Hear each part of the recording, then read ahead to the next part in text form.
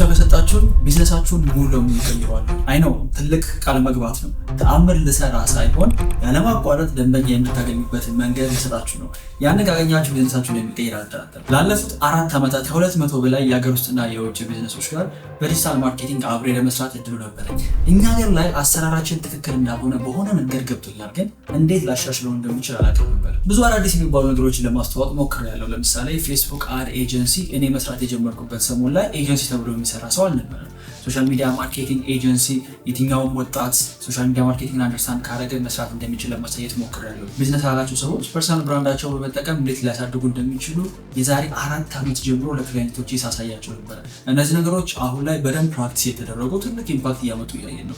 ግን ስቲል በቂ አይደለም። ምክንያቱም ቢዝነስ የዓለም ቋንቋ ነው። የትኛውም የዓለም ጥግ ላይ ያለ ቢዝነስ ያለው ሰው ተመሳሳይ ቋንቋ ማውራት ይችላል ኢትዮጵያ ውስጥ ካሉት ጋር። ስለዚህ ዌስተርኖች እየሰሩበት ያሉት ኢሮፖች እየሰሩበት ያለው መንገድና እኛ እየሄድንበት ያለው መንገድ እጅግ በጣም ይተናነቃል።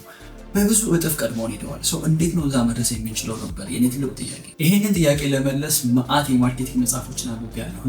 ኤክስፔንሲቭ የሚባሉ የኦንላይን ኮርሶችን፣ ትሬኒንጎችን፣ ኢቨንቶችን ሲሳተፍ ነበር። በመጨረሻ ብዙ ነገሮችን ሞክሬ አንድ ሲስተም ዲዛይን ለማድረግ ሞክሬ። ይሄ ሲስተም 4 ፍሬምወርኮች አሉት። የመጀመሪያው ኦፈር ክሬሽን ነው። አንድ ቢዝነስ እንዴት ነው የሚሸጠውን ነገር እንዴት ነው ለሰዎች ኮሚኒኬት የሚያደርገው ማለት የምንገልጽበት መንገድ ይለያያል አይደል? አይፎንም ሳምሰንግም እኮ ስልክ ነው የሚሸጡት። ኦፍ ኮርስ የተለያዩ የፊቸር ልዩነቶች ቢኖሩትም ግን የሚያቀርቡበት መንገድ ኮምፕሊትሊ የተለያየ ነው። አንደኛው በጣም ትልቅ ካምፓኒ፣ አንደኛው ደግሞ ጭራሽ የማይገናኝ የሆነበት ልዩነቱ አይ ብሊቭ የኦፈር ነው ነው የማስበው። ምክንያቱም ኦፈሩ ዳይሬክትሊ ሄዶ ሂት የሚያደርጋቸው ሰዎች ለመክፈል ፈቃደኛ ይሆናቸው። ስለዚህ እንዴት አድርጌ ነው ፖቴንሻሊ ሊከፍሉኝ የሚችሉ ሰዎች ሲሰሙት ደስ እንዲላቸው አድርጌ ኦፈር የማቀርብ። ይሄ መጀመሪያው ኦፈር ክሬሽን ነው። ሁለተኛው ከስተመር አትራክሽን ሲስተም ነው። አንድ ቢዝነስ ዋንስ የሚሸጠውን ነገር ካዘጋጀ በኋላ ማስታወቂያ ሊሰራ ይችላል። ኦፍ ኮርስ ግን ከማስታወቂያ በፊት ሰዎች ራሳቸው መጀመሪያ ኢንተረስትድ ነው መጥተው እንዲጠቀሙት ማድረግ መቻል አለበት። ካልሆነ ጩኸት ነው የሚሆነው ራይት። ስለዚህ እንዴት ነው ከስተመሮቹን አትራክት ሊያደርጋቸው የሚችለው ወደ ቢዝነሱ ሊስባቸው የሚችለው? ይሄኛው ሲስተም ዌስተርን ወርልድ ላይ በጣም የሚጠቀሙትና ሞስት ኤፊሽንት የሆነው የከስተመር አትራክሽን ሲስተም ነው። ምክንያቱም ማስታወቂያ ኮስት አለው። ይሄኛው ግን ኮስቱ በጣም ትንሽ ነው፣ ትርፉ ግን በጣም ትልቅ ነው። ከስተመር አትራክሽን ሲስተም ሁለተኛው ፍሬምወርክ ነው። ሶስተኛው አድቨርታይዚንግ ነው። ናው ይሄ ቢዝነስ በሆነ መንገድ ከዚህ በፊት ስለሱ ሰምተው የማያውቁትን ደንበኞች ስለሱ ሊነግራቸው ይገባል ራይት። ብዙ ቢዝነስ የሚዘጋበት ምክንያት ሰው ስለማያውቀው ነው፣ አቴንሽን ስለሌለው ነው። አቴንሽን ቢኖረው የማይረባ ፕሮዳክት እንኳን ሽጦ ቢሆን ሰርቫይቭ ማድረግ ይችላል። እንዴት ነው ኮንቲኒየስሊ አቴንሽን ጀነሬት ሊያደርግ የሚችለው አንድ ቢዝነስ የሚለው እዚህኛው ፍሬምወርክ ላይ አለ። አራተኛው ፍሬምወርክ ኮንቨርዥን ነው። ናው አቴንሽኑ ቤኒ ተደረገ፣ አቴንሽኑ መጣ። ግን የመጣውን አቴንሽን እንዴት ነው አንድ ቢዝነስ ፕሮፐርሊ ወደ ሽያጭነት ኮንቨርት ሊያደርገው የሚችለው? እዚህ ጋር በጣም ብዙ የኢትዮጵያ ቢዝነሶች ፌል ያደርጋሉ። በስነስርዓት ሊዶቻቸው ማኔጅ ማድረግ ስለማይችሉ አቴንሽኑን ፕሮፐርሊ ወደ ገንዘብ ፌል ይወጣል። እነዚህ 4 ፍሬምወርኮች ይህንን ሲስተም አቁሙታል። ምንድነው የሚሸጠው መንገድ አትራክቲቭ አድርጌ ያቀርበዋለሁኝ። ከዛ እንዴት ነው ሰዎች ወደ እሱ ሊስባቸው የሚችለው? እንደ ማግኔት እንዴት አትራክት ሊያደርጋቸው ይችላል? ሶስተኛ እንዴት አድቨርታይዝ በማድረግ አቴንሽን ያገኛል? አራተኛ ያገኘው አቴንሽን እንዴት ወደ ሽያጭነት ኮንቨርት ያደርገዋል? ናው በዚህ መንገድ 4 ፍሬምወርኮች ያሉ ሲስተም አዘጋጀ። ይህን ወስደን ለክላይንቶቻችን ከመሸጣችን በፊት መጀመሪያ ሊሰራ ላይሰራ የሚለውን ነገር ቴስት ማድረግ አለብን። ይህንን ቴስት ያደረግነው የራሳችን ኤዱኬሽናል ካምፓኒ ሄሌክስ አካዳሚ ላይ ነው። ሄሌክስ አካዳሚ የኦንላይን ኤዱኬሽናል ፕላትፎርም ነው። ሰዎች ገብተው ሙያ ተምረው ዳይሬክትሊ ወደ ስራ የሚገቡበት ነው። እንግዲህ 2 ዓመት ባልሞላ ጊዜ ውስጥ ይህንን ሲስተም በመጠቀም ከ4500 በላይ ተማሪዎችን ማሰልጠን ችለናል። ይሄ ትልቅ ቁጥር ነው።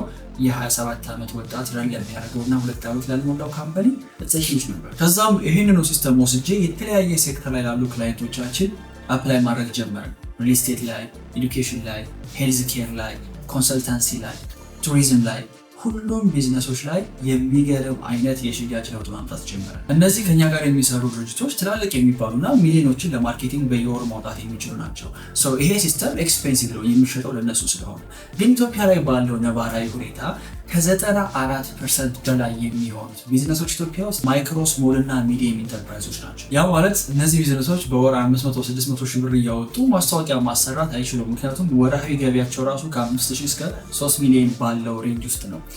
ለእነዚህ ቢዝነሶች ይህንን ሲስተም አፕላይ እንዲያደርጉት መስጠት ፈለግኩ። በዚህ ምክንያት ደግሞ ከእያንዳንዱ ጋር ዋን ቱ ዋን አብረን መስራት አልቻለም። የዛኔ ነው ሀሳቡ ይመጣለን ዋት ኢፍ እነዚህ ቢዝነሶች ይህንን ሲስተም አይተው በራሳቸው መንገድ አፕላይ ማድረግ ቢችሉና ውጤት ቢያመጡ። ምክንያቱም ማርኬቲንግ ለማሰራት በየወሩ እኛ ልንጠይቅ የምንችለውን 500 ሺህ ብርና ከዛ በላይ ሊከፍሉን አይችሉም። ሲስተሙን ብናሳያቸው ግን በራሳቸው መንገድ ወስደው አፕላይ ሊያደርጉትና ውጤት ሊያመጡበት ይችላሉ በሚል ይህንን ሲስተም በ3 ቀን የኦንላይን ኢቨንት ለማሳየት የፊታችን ሚያዝያ 13፣ 14 እና 15 የ3 ቀን ቢዝነስ በዲጂታል የተሰኘ የኦንላይን ኢቨንት አዘጋጅተናል። እዚህ ኢቨንት ላይ ስትገኙ ከዚህ በፊት የማርኬቲንግ ኤክስፔሪየንስ ቢኖራችሁም ባይኖራችሁም እንደዚህን 4ቱን ፍሬምወርኮች ማለት ኦፈራችሁን በማስተካከል፣ ሁለተኛ ከስተመር አትራክሽን ሲስተም በመጠቀም ያለማቋረጥ ደንበኞች ወደ እናንተ እንዲመጡ በማድረግ፣ ሶስተኛ ኮንቲኒየስሊ የማያውቋቸው ሰዎች ጋር በአድቨርታይዝመንት በመድረስ አቴንሽን ማግኘት፣ አራተኛ ደግሞ ያገኛችሁትን አቴንሽን እንዴት ፕሮፐርሊ ወደ ሽያጭነት እንደምትቀይሩት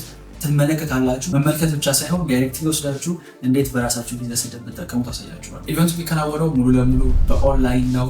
ያለምንም ክፍያ ነው የምትቀላቀሉት። በነፃ ቦታችሁን ለማስያዝ ሊንኩን ዲስክሪፕሽን ላይ ያስቀምጥላችኋለሁ። የፊታችን ሚያዝያ 13፣ 14 እና 15 ያ ማለት ማክሰኞ፣ ሮብ፣ ሐሙስ ከምሽቱ 2 ሰዓት ላይ ኢቨንታችን የምናከናውን ይሆናል። የምትገባ ሊንኩን ዲስክሪፕሽን ላይ ታገኙታላችሁ።